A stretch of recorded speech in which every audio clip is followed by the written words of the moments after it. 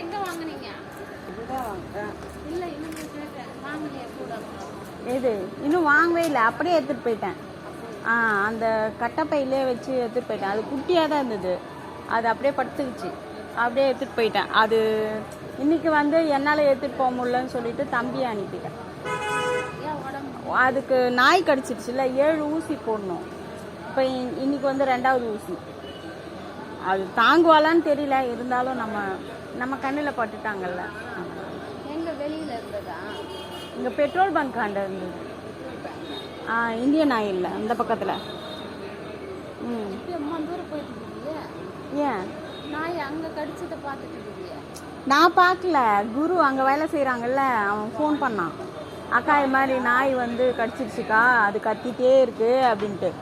அதுக்கப்புறம் சரி நான் காலையில் வந்து பார்க்குறேன்டா அப்படின்னு சொல்லிட்டு சொன்னேன். அப்புறம் தூக்கம் வரல, ஐயோ என்ன பண்ணுதோ தெரியலையே அப்படின்னு சொல்லிட்டு நைட்டே போய் பார்த்துட்டு காலையில் போய் எடுத்துகிட்டு வந்துட்டேன்.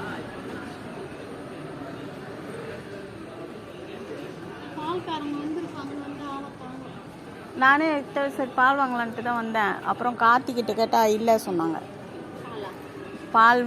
பால்காரங்க இன்னும் வரலக்கா அப்படின்ட்டு. பச்சை பால் வேணும் எனக்கு, அந்த நாய்க்குட்டி. அது இந்த பால்லாம் குடிக்க மாட்டேங்க, டீ வச்சாலும் குடிக்க மாட்டேங்க. பச்சை பாலே ஊற்றிடலாம்.